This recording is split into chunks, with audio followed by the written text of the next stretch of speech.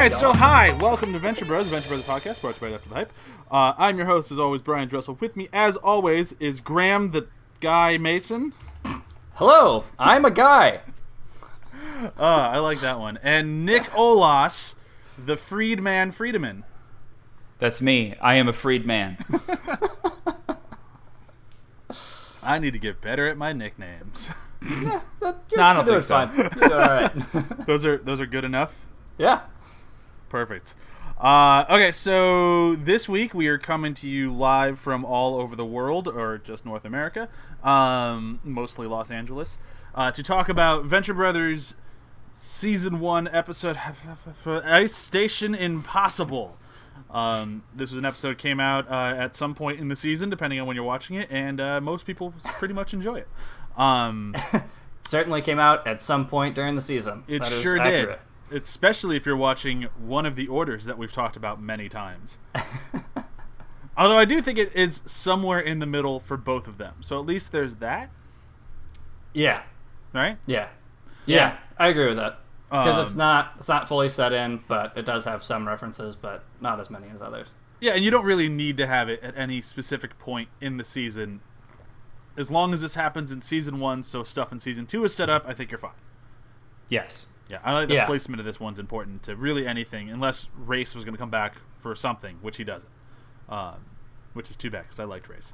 But before we get too far in this, since Nick wasn't here for the last couple of episodes, I'm going to make him do the breakdown this week of what happens in Ice Station Impossible. Ha. Perfect. So, you sound super excited. Oh, thrilled. Go Team Nicholas. You got it. So the episode starts with Race Bannon fighting these snake men on an airplane, and basically does his kind of like I would say like a little quippy one-liner before leaving, and then the plane blows up, and then he basically gets clipped by the plane while enjoying his one-liner as he basically like falls through the air. So then basically that the canister that he was trying to take from this airplane hits Hank, and essentially they start investigating, and by they I mean the boys and Brok start investigating what's happened to this canister and what happened to Race and blah blah. Then you also have Dr. Venture, who's in this super secret compound working for his old professor, Professor Impossible, and basically doing some sort of think tank for them with Pete White and Billy Quizboy, and basically he's struggling to come up with ideas and to kind of like adjust to this new experience. That's the super watered down version of what. Yeah, but I think that works. That's a pretty good recap, if you will. Thank you. Around the table, what are the hot takes here? Do people like this one, dislike this one? What do you think? It's all right. It's certainly not my favorite. I do like Rich Impossible, voiced by Stephen Colbert. That is really fun. I do enjoy his character throughout whenever he comes in, either in this episode and other episodes in the future. It's funny. It's funny for its one-liners and stuff like that, but yeah, it's certainly not my favorite. What about you, Nick? I agree wholeheartedly. I felt like there are parts that, like we've talked about on previous episodes, that we've been like, well, this episode's not so great, but it does set up a lot. This sets up a lot, like a ton, actually. And the problem I have with it is there's a handful of things that just don't quite land.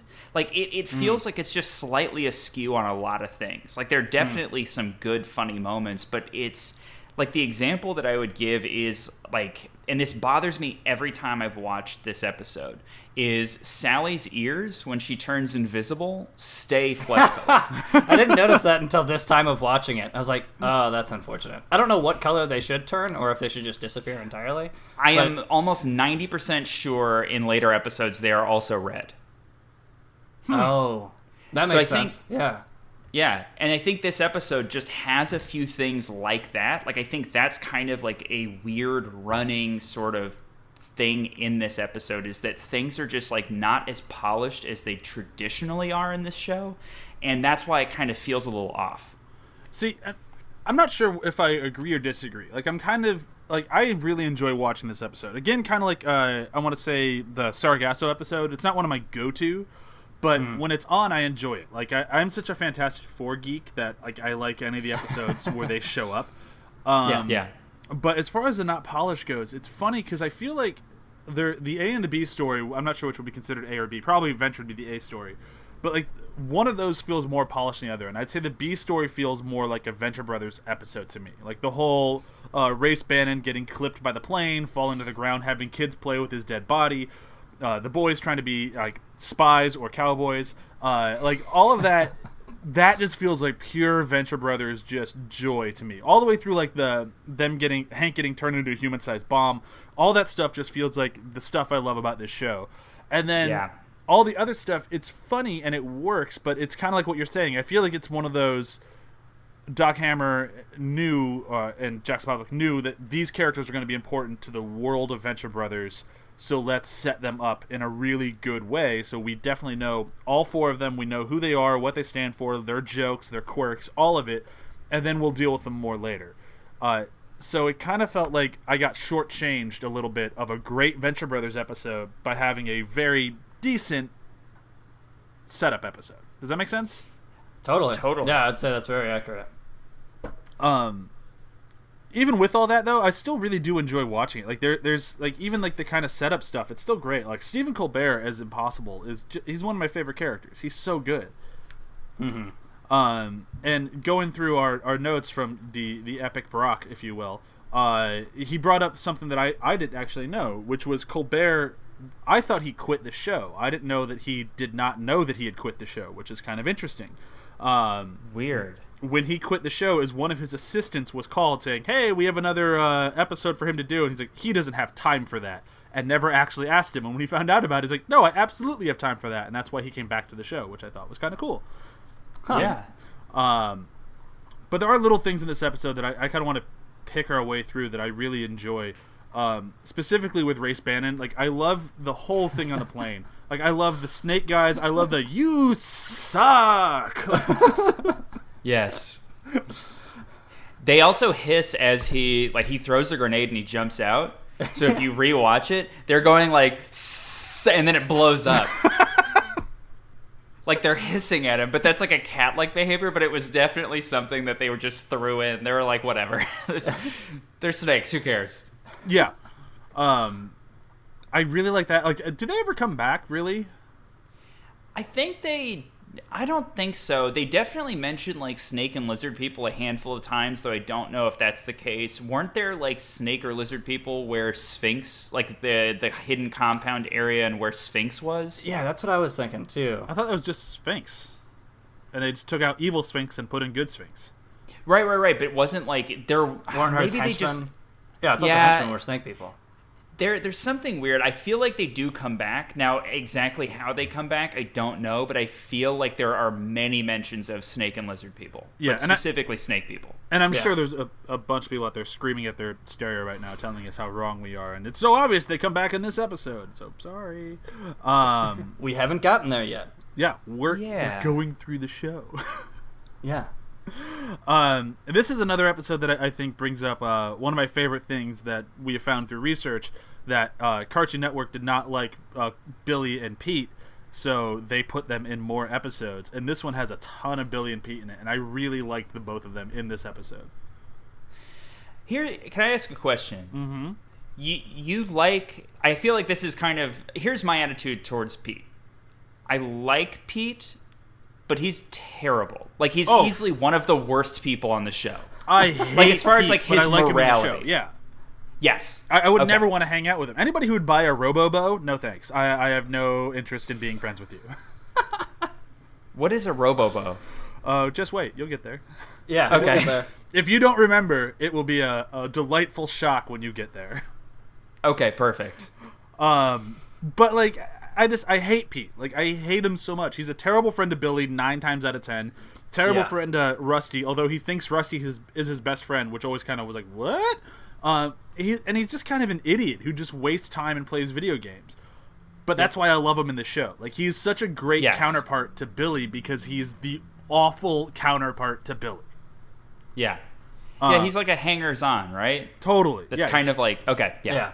Yeah, it's like he's a bad sidekick to Billy. You know? But Yeah. I do think they do a good job. They give him enough intelligence. Sorry, go ahead.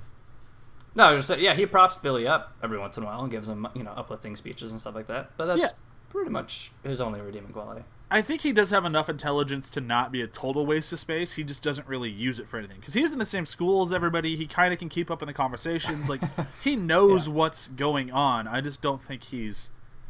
Like, if he didn't have Billy, he'd be nothing. Yeah. Right. Yeah, that makes sense. Oh, I have something I wanted to talk about. Oh, go for it.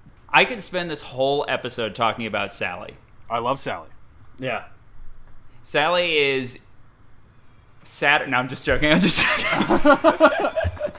No, I think that there's like something incredibly poignant and sad about her character that is like really relatable in a lot of ways. Like just in as far as she's very much so stuck in an obviously loveless marriage that was probably loveless from the get-go. Like very clearly she puts in more effort into the relationship from the start than Professor Impossible ever did. Yeah. I mean, it feels like a weird sci-fi shotgun wedding relationship. Totally. Exactly. Dr. Impossible was probably like, well, I might as well just marry her because she's stuck here regardless. So Well, here's my thing it. is like, so Mr. Fantastic and Sue Storm get married like after the incident happens because they get stronger. Do you think there's any chance that before the incident happened they didn't have a shitty marriage, and like once he got the Were they power to married be the most beforehand? movable man in the world, he became more of a dick? Were they married before? I don't know. I don't think they ever say.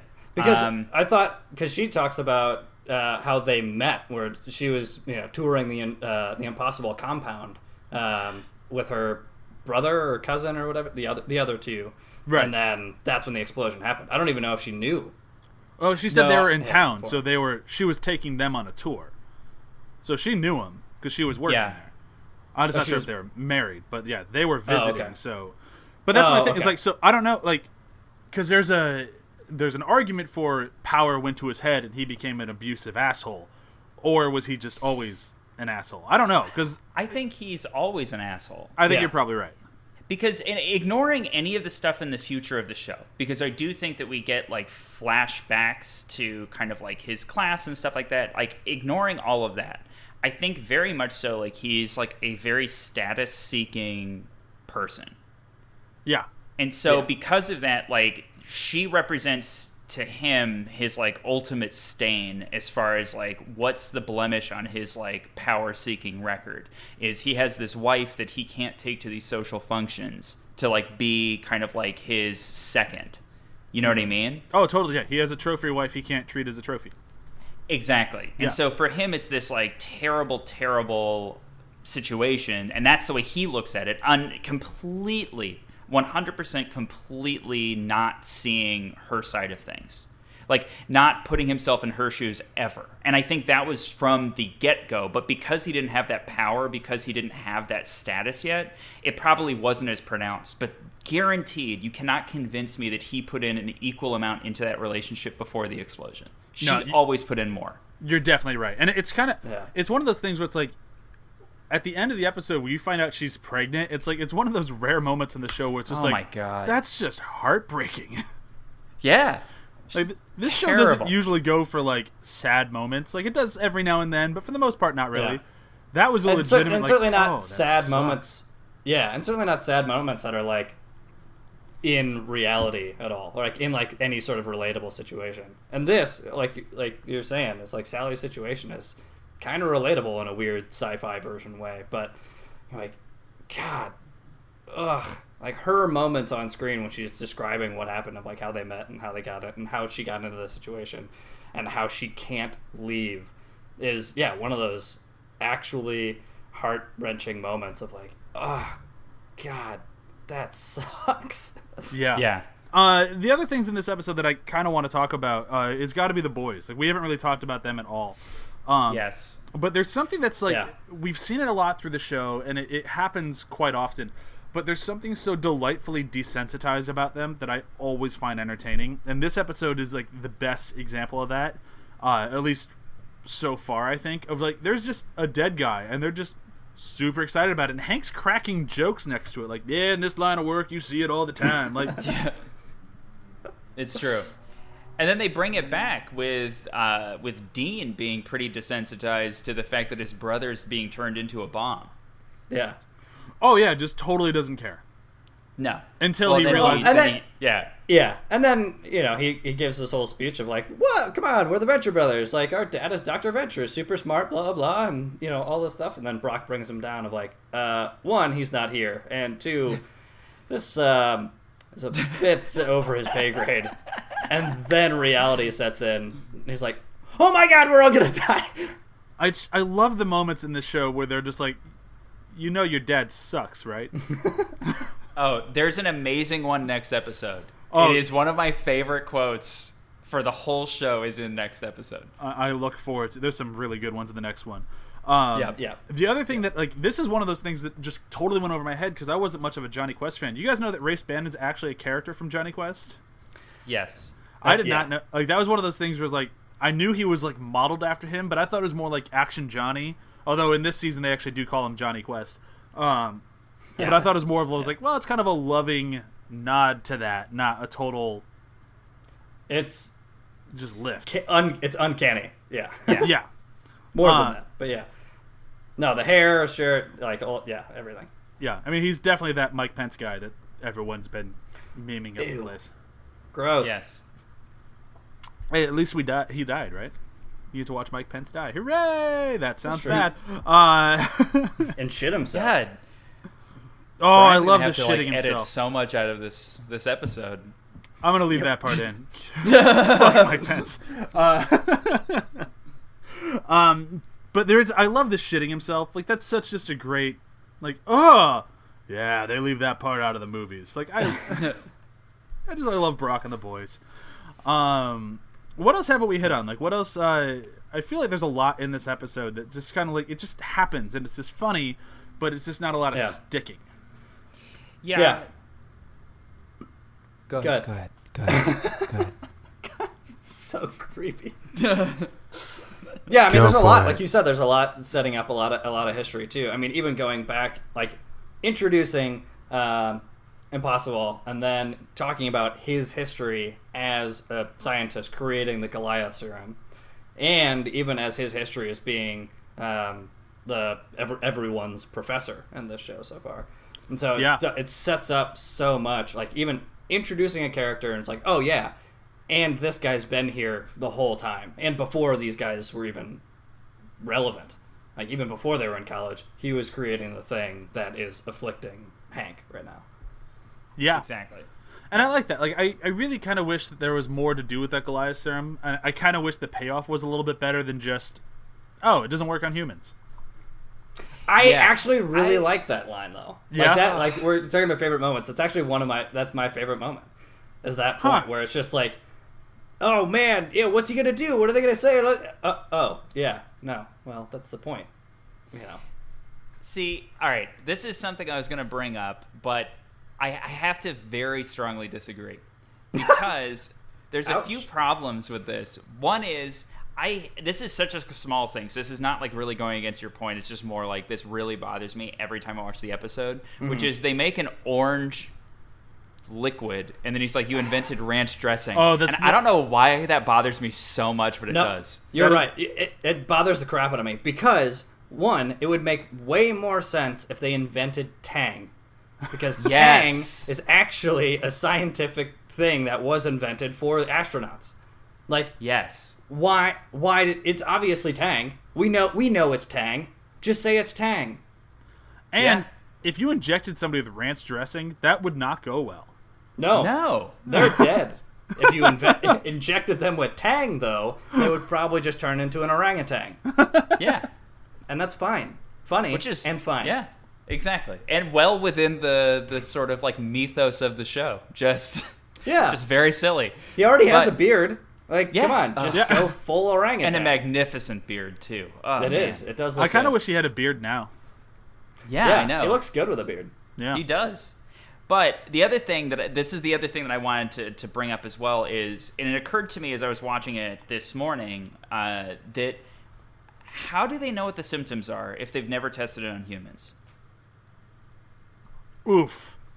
Well, they tested it on mammals. Hold on. I got this one. Science. Perfect. Nailed it. Nailed it. By the way, I would totally let that go if, when they showed the ant, when they were showing like the Goliath serum, if they'd done a cut to the ant and the ant had a little beard. Yes. I would have been totally fine with it. Yes, accurate. Yes. I believe it. That would have been better, but... Oops. But no, Anyway. I agree. That moment is the worst. I answered the question, both with the lore of the show. I feel like I did pretty good there. Yeah, I agree. could write for them now. Yeah. Exactly. You can certainly try. Okay, so I don't think there's really a lot to still cover in this one. And tell me if I'm wrong. I think we could move on to the end of this thing. I agree. Yeah. There are little things here that Brok pointed out that I think are kind of interesting. The fact that Brok kills a polar bear with nothing but his hands. In Meanie Miny Magic, one of Brok's deepest desires is manifested by the Joy-Can. It's to fight and kill a polar bear with a knife. Kind of interesting. Yeah. That one was kind of cool. Let's see. What else is there? I did like the Fantastic body... Four jet. Oh thing. my god! I almost forgot the quit. Well, that's my favorite moment, so I didn't forget it. I have it down here at the bottom. I'll leave it. I just wasn't gonna bring it up because I didn't want to spoil the fun. I'm sorry. Way to go, fuckface. Edit me out. No. Done editing out. At this point, we've done it too many times. If only you could hear the hour-long version of this episode. Where's the one that I actually thought was kind of funny? The Venture Brothers uncut episode. Yeah, there you go. what the Race Bannon's body being dragged is actually a callback to fuck, I just lost it. Why did I have to scroll? Lord of the Flies. Lord of the Flies, and then Brok wanted to point out that that movie really bummed him out, which I thought was funny. Yeah. Not that he was bummed out, but that he had to point it out in this. I love it. Me too. Okay, I think that's everything I have here. So if we want to move into the end of this thing, favorite moment, since we were just kind of talking about mine, I'll go for it. It's when when Impossible is firing Dr. Venture, and he takes him out in the Fantastic Four jet, where all four of them sit impossibly far away from each other. And he's trying to have a conversation with him, and it's bothered me since I was a child reading Fantastic Four. Like, how are they talking to each other? And it's just so beautiful. He's talking to his, what? What? I can't hear you. Not just a conversation where he's threatening Dr. Venture, Oh, which yeah. you would say is probably one of the most important conversations to be heard from. Yep. And then as they land, he's like, I'm glad we've had this little chat. Yes. It's such a good one. That's it for me, though. Yeah, I was just, since we already like kind of poked mine in there, the end of the episode where he's like, you invented ranch dressing. All we learned is that the Goliath serum doesn't work on humans. We certainly didn't test it on any. I mean, that was the whole point. You'd send a bug or something. I just love that. It's like, obviously, because it was a great moment till Nick ruined it. I know. It was good. It was going to have so much better until Nick ruined it. Yeah. Thanks a lot. But no, it's like... Sorry. Thanks a lot, fuckface. Whoa. Oof. Them's fighting words. I'd say come at me, but you're in Canada. You're not going to come at me. Nope. No, I'm not. It'll be slow going for him to come at you. Yep. Sometime in September, maybe. Yeah. Look out. I'm so worried. I know. All right, Nick, what about you? Your favorite moment? My favorite moment was when Sally's explaining the whole thing, and she's like, and I took my family to the Impossible Industries, and then that big explosion happened, and then Rusty cuts in, I remember when that happened. and then just silence, and he's just like, basically like, go on, and you're just like, oh my god, like what a monster. I mean, you can always trust Rusty to be Rusty. It's true. Oh, that was peak. That was peak Rusty too. Just like totally. Because you can see the little like the childhood joy of just pop out of it into his face of like, I remember. Oh yeah, that was a terrible thing that you're talking about. Oh, right that happened to you. That changed your life dramatically into this terrible situation in which you are currently describing to me. Yes. As good as that moment was, Go on. for some reason I expected Nick's favorite moment to be when Johnny Storm, whatever his name is in this, got out of the thing and just lit on fire. That just felt like a moment that Nick was laughing at. I wrote that down. I said I wanted to give a shout out to Cody's voice actor, which is Jackson Public, who know that it was like at least 30 minutes of screaming that somebody had to edit down into some sort of coherent like sequence. Jeez. Oh, it's a good one. It's great. All right, so that brings today's episode to a close. Next week, we have yet another great episode coming up. I'm forgetting the title of it now because that's just what I do these weeks now. Are you there, God? It's me, Dean. It's such a good episode. It's so good. It really is, and sadly, my favorite part is at the very, very end. But I'll spoil that at the very end of next week's episode. But before we get out of this, it's time for a quick round of plugs. Nick, what are you plugging this week? Same thing I plug every week, Brian. The assassin. Way to plug it. Yep. Cool. All right. No. So I'm not plugging anything. Nick, you nailed yours. So yep. I Everyone think knows that's what Nick's pretty did. Let's move on. Yeah. All right. I'm gonna plug a little game I've been working on called Assassin's Creed. Yep. It's been the I hear that's really good. You know, it sucks, and it's mostly the acting recording that I'm personally responsible for. That I botched it. I'll be honest. It's the worst. Really it's takes you ever out of the game. That's Brian's taking a bullet for me, but we did botch it. So no, it's good. It's good. Yeah. I can't really say anything besides the fact that I worked on it. But yeah, buy it. It's great.